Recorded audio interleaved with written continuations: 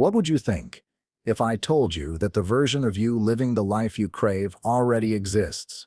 Not in some distant hope, but as a quantum reality waiting to be chosen. Not imagined, not chased, but tuned into, as precisely as a radio finds its frequency. In the eyes of modern physics, this is not philosophy or fantasy. It is structure. It is wave function. It is the silent agreement between your consciousness and the field of infinite potential, where all versions of you already reside, flickering like stars behind a thin veil of perception. You were never meant to fight your way to change. You were meant to shift your place in the equation. Before you can leap, you must remember, quantum jumping is not a metaphor. It is a biological, neurological, vibrational process, activated not through effort, but through observation, emotion, and identity coherence. You don't leap by running faster. You leap by becoming still enough to dissolve the identity that's holding you in place. And in the silence between what you resist and what you allow, reality bends. If this truth already stirs something ancient and familiar within you, a knowing you've forgotten, but never truly lost, tap the like button to affirm your alignment. Comment the phrase, "I collapse the old now," so the quantum field echoes your intent. Let the shift begin. You have lived inside a loop you mistook for your life, a repeating fractal of thoughts, beliefs, and emotional reactions, so habitual they feel like truth. But every thought is a wave. Every emotion is a signal, and every signal is either calling in more of what you already know or collapsing you into a version of self you've never dared to claim. You are not stuck. You are entangled with the familiar, magnetized by your nervous system's loyalty to the past. Quantum jumping begins the moment you become loyal to your possibility instead. At the subatomic level, everything exists in a state of superposition, infinite options collapsed into one outcome, simply by the act of attention. This is the observer effect.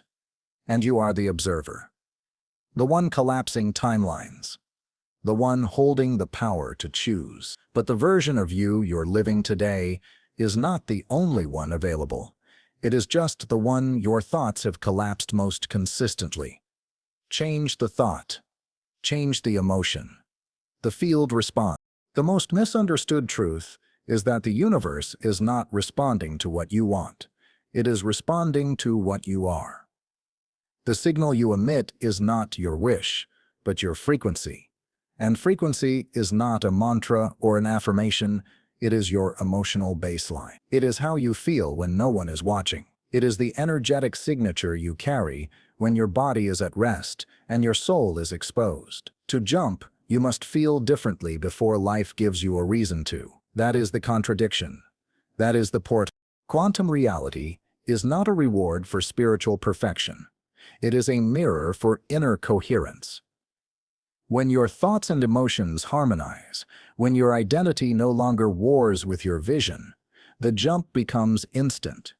You don't earn it. You don't beg for it. You align with it, and in that alignment, the past collapses. Not slowly, but completely. Not as a process of force, but as a byproduct of presence. You are not here to create change linearly. You are here to remember that time itself is not as fixed as it seems. When you hold a new identity long enough, not in fear, not in lack, but in full-bodied faith, the field reorganizes to reflect that. It does not resist you. It is waiting for you to stop resisting it. And what appears as delay is often just an echo of your old frequency dying out in the system. In this sacred understanding, the leap is not far. It is cellular. It is dimensional. It is here. And every moment you observe without judgment. Every breath you take in awareness instead of survival. Every shift you make in thought and feeling, you move. Not through space, but through identity. Not to the future, but to the version of you that already lives beyond fear. Your task is not to force a breakthrough. It is to become so internally stable that reality has no choice but to match your inner calibration. The process is not dramatic. It is silent. It is sacred, and it begins when you stop needing proof and start becoming proof. Some people mistake quantum change for external motion, a new job, a different lover, a different city. But quantum reality does not shift when matter rearranges. It shifts when meaning does. When you no longer attach the same story to the same sensation, when what used to trigger you into fear becomes a portal to presence, when you feel the emotion, but observe it rather than become it. This detachment is not cold indifference. It is sacred intimacy with the unseen. It is the language of the silent observer who witnesses without collapsing into chaos. The true quantum jump is an identity death, not an escape from pain, but a surrender of the self who was addicted to pain as proof of aliveness. You cannot jump into a new life while gripping the emotional chemistry of the old one. Your nervous system must be rewired to expect peace. Your cells must be reminded of wholeness. Your subconscious must believe that safety can exist in unfamiliar joy. The process is not linear, but layered, not loud, but felt. You stop asking for signs because you become the sign. The leap does not require action. It requires alignment. And alignment does not mean perfection. It means coherence. It means your thoughts are no longer betraying your prayers. It means your inner dialogue reflects the reality you claim to want. You don't chase change. You become it. You inhabit the version of you who already carries the frequency of the life you desire. And you remain there, not for a moment, but as a lifestyle, as a truth, as a rhythm. Neuroscience calls this neuroplasticity, the brain's ability to rewire itself around new emotional and cognitive patterns. But the ancients knew it too. They called it embodiment.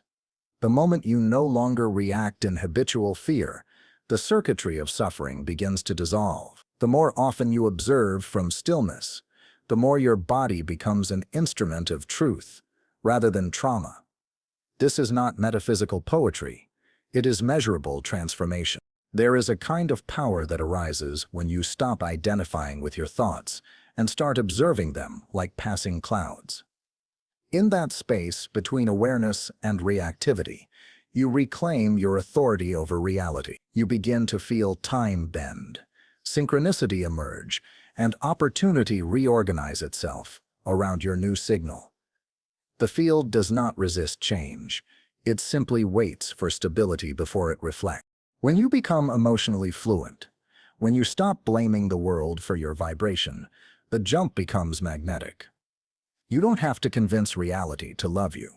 You only have to love yourself enough to stop recreating the same pain loops. Each moment of loving presence becomes a new quantum coordinate.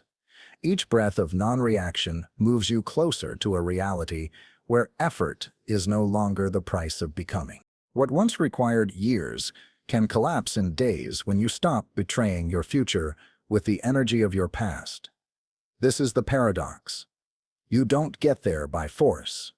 You allow yourself to be pulled into alignment by surrender, by trust, by presence. Quantum jumping is not a sprint, it is a softening.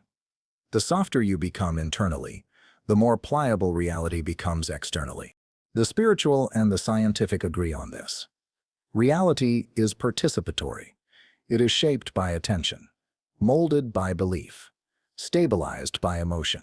And only when you learn to feel something before it exists can it become real. This is not positive thinking. It is energetic entrainment. It is vibrational rehearsal. You are signaling the field through the frequency of your expectation, not your wish, but your assumption.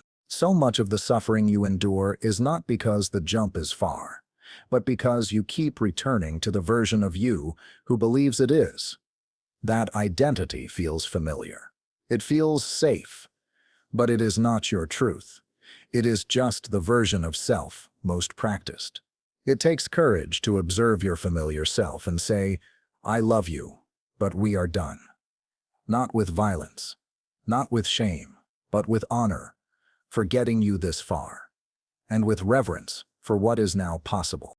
There is no timeline to this, no formula, only rhythm, only choice, only a deep private commitment to being the kind of presence that a new reality recognizes.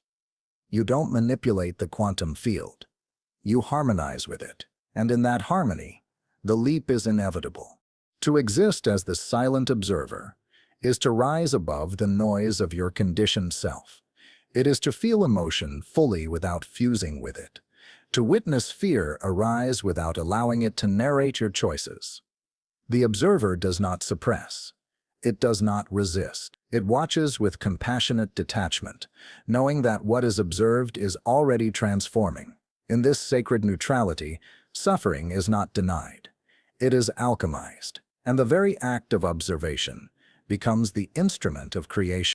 Every timeline you desire is already vibrating in the field, not ahead of you, but beside you, nested in parallel like songs waiting to be sung. When you shift into coherence, you don't move forward, you move over. You tune into the frequency of a version of yourself that already holds peace, wholeness, joy. The field is not withholding, it is responding, and your resonance is the only access key it knows.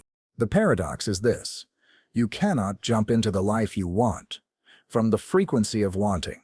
Wanting implies lack, craving emits distance.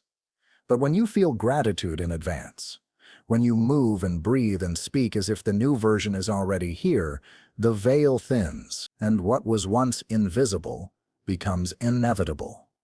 Not by magic, but by mathematics. Not by hope, but by harmonic precision. At the core of quantum jumping lies a spiritual maturity, the ability to remain emotionally anchored while circumstances echo the old self. This is the test.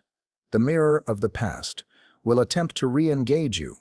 It will knock, not to hurt you, but to ask, are you ready to respond differently now? And if you do, if you stay still in the storm, the field recalibrates, the timeline dissolves, the jump happens.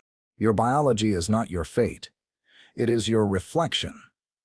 When you rewire your emotional patterns, your body follows. Heart coherence becomes more than a meditation. It becomes your resting place. Your thoughts stop arguing with your desires. Your emotions stop contradicting your affirmations. And slowly, gently, the self you've outgrown sheds itself like old skin, with no need for drama or rupture. This new identity, the one already living your next timeline, must be practiced before it can be proven. Speak as they would speak. Breathe as they would breathe. Make decisions as they would decide. You are not faking it. You are rehearsing your reality into being. And the more natural it feels, the faster it stabilizes. The quantum field does not judge your past. It responds to your consistency. When the leap begins, you may not see fireworks. You may feel emptiness, the vacuum between identities, the quiet death of the old signal. Do not panic. This silence is sacred. It is the 0 point, the reset. The discomfort is not a sign of failure. It is the birth canal of transformation. Stay. Breathe. Trust the process, more than your impulse to escape it.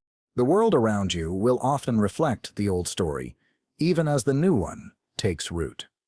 This is not contradiction. It is compression, a final echo, a closing breath. Do not confuse external evidence for internal truth. The field bends to you, not the reverse. And if you stay stable long enough, the mirror will change. Energy precedes matter. Thought precedes form. Emotion precedes outcome. If you want to change the physical, start with the invisible.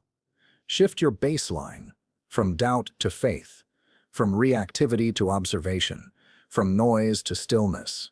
This is not passive. It is the deepest kind of power, the kind that does not need to prove itself, because it already knows. Quantum jumping is the art of remembering, not learning something new, but recognizing what was always available. The you who lives in alignment is not a dream. It is a parallel, a possibility, a pulse away. And every moment you feel it, breathe it, choose it, You collapse the space between where you are and who you truly are. The final jump is not a leap into the unknown. It is a return to the original you, the unfractured self before identity was shaped by fear. This self does not operate through logic or force, but through resonance. It knows that what is meant does not require proving. It understands that the timeline of your highest expression is accessed not by ambition, but by surrender. And it whispers constantly, beneath the noise of doubt, waiting for you to hear it again. You are not broken. You are layered. You are not behind. You are becoming.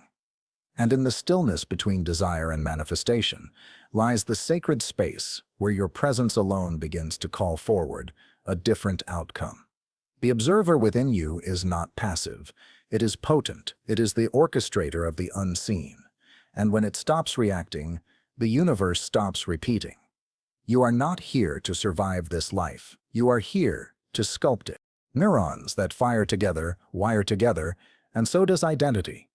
If you practice fear, it becomes instinct. But if you practice the emotions of your future, the gratitude of already receiving, the peace of already being, the confidence of already knowing, the mind no longer distinguishes between now and next. The field responds as if it's done, because emotionally it is. The field does not reward the most deserving. It reflects the most aligned, not in morality, but in frequency. If your identity says, "I don't belong," your reality will agree. If your energy says, "I'm already home," the world shifts its furniture to accommodate your arrival. The observer effect is not theory.